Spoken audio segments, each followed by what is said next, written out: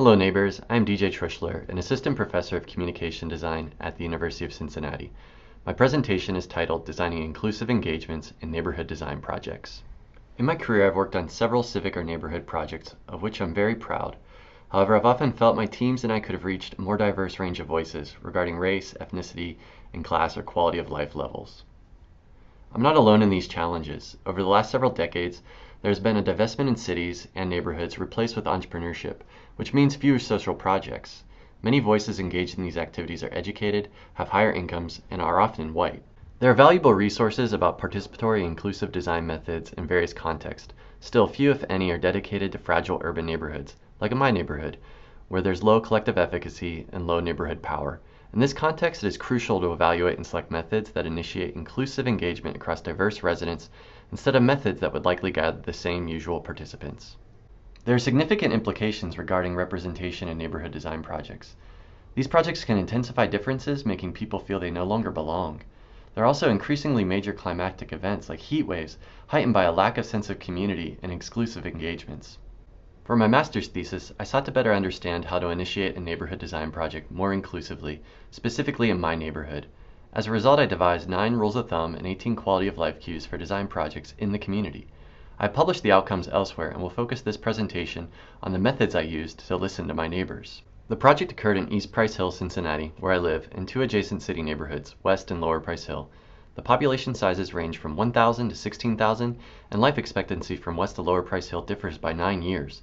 Each neighborhood includes diverse populations, which makes it a great site to gauge which methods reach the most diverse voices.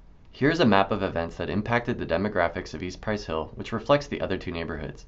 Historically, the neighborhoods are white, and that largely continues in neighborhood leadership today, even after global, national, and local steep factors spurred a steady decrease of white neighbors and an increase of Black and Central American neighbors. I've compared my methods, including their inclusiveness, in the following slides. While I used 5 methods throughout my thesis: interviews, surveys, photo voice, visual ethnography, and questionnaire, I decided not to cover visual ethnography here because it was largely observational. I measured the methods qualitatively using 9 categories compiled from several sources, including community-based action research, design, and engineering. There is much more to cover than I have time, and I will focus on factors related to strengths, challenges, and impact.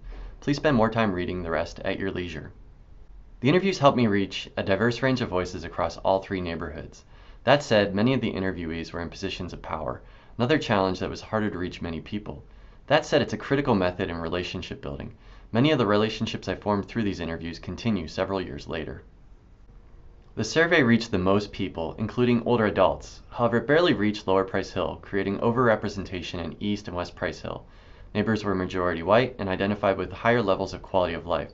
As a strength, it helped me recruit interviewees. Photo voice was a unique way of gathering images of the neighborhood. However, this method had the tiniest sample size. It did, however, reach all 3 neighborhoods, and I enjoyed seeing the neighborhood through other people's eyes. If I were to do photo voice again in Price Hill, I would seek ways to broaden participation, perhaps through photo walks with local schools. Finally, the questionnaire reached the most diverse voices across the most variables, including all 3 neighborhoods. Notably, it led to impromptu conversations and involved the neighbors in developing the method. A challenge is the amount of labor required visiting several neighborhood locations. I have found strengths and weaknesses in each method, and that all were necessary. However, the one that I would miss most, if not there, is the questionnaire. It ultimately reached the most diverse range of people and led to speculation on how design may play a better role in my neighborhood. Looking closer, I went through 5 different iterations while sharing the questionnaire with neighbors. I decided these changes were crucial instead of having consistency. Their feedback made it more approachable and even less offensive. Their refinements were a type of participatory design I felt I was always missing in my earlier civic projects. Here I am at my questionnaire table in the local public library, meeting people where they already exist.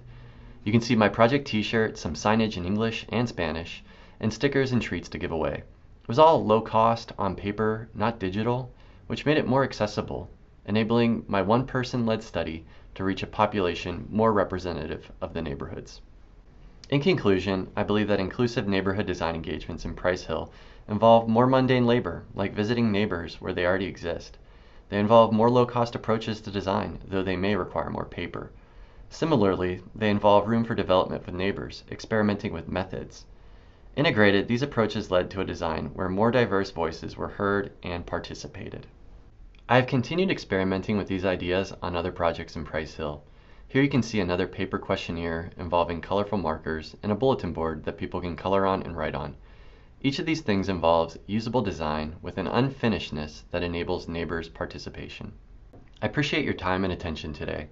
If you take anything away, I hope it's the idea of making design usable but unfinished when seeking inclusive engagements on a neighborhood design project.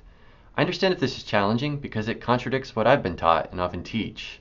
If you want to chat more or learn more, here's my email address so you can continue the conversation. Thank you.